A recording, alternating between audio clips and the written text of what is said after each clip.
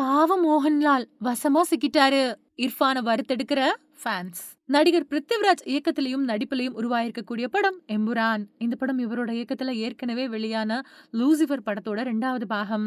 படத்துல மோகன்லால் முதன்மை கதாபாத்திரத்துல நடிக்கிறாரு. இது மட்டும் இல்லாம படத்துல மஞ்சு வாரியர், டொவினோ தாமஸ் மாதிரியான பல முக்கிய நடிகர்களும் நடிச்சிருக்காங்க.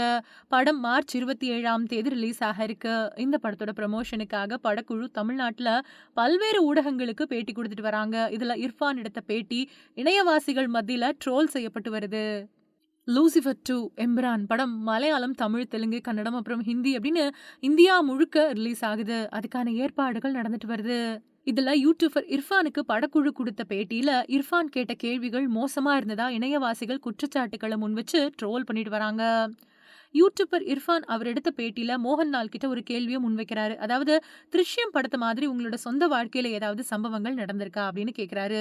இதை கேட்டதும் பக்கத்துல இருந்த பிருத்திவிராஜ் நிறைய பேரை கொன்னிருக்காரு அப்படின்னு பதில் கொடுக்கறாரு. அவரோட இந்த கேள்வி மோகன்லால ஒரு நிமிடம் அதிர்ச்சியில அழுத்திருச்சு. ஆனாலும் அதுக்கு பின்னாடி பிருத்திவிராஜ் நோக்கி ஒரு பார்வை பார்த்துட்டு, நான் இந்த மாதிரி செஞ்சா என்ன போலீஸ் பிடிச்சுக்கிட்டு போயிடும் அப்படின்னு பதில் கொடுக்கறாரு. அது மட்டும் இல்லாம இதெல்லாம் ஒரு கேள்வியா அப்படின்னு இர்ஃபானை பார்த்து கேட்கிறாரு மோகன்லால். இந்த பேட்டியை பார்த்த இணையவாசிகள் பேட்டியோட இந்த பகுதியை மட்டும் தனியா எடுத்து அதை இணையத்துல பகிர்ந்துட்டு வராங்க. இது மட்டும் இல்லாம இர்ஃபானை கடுமையா ட்ரோல் பண்ணிட்டு வராங்க.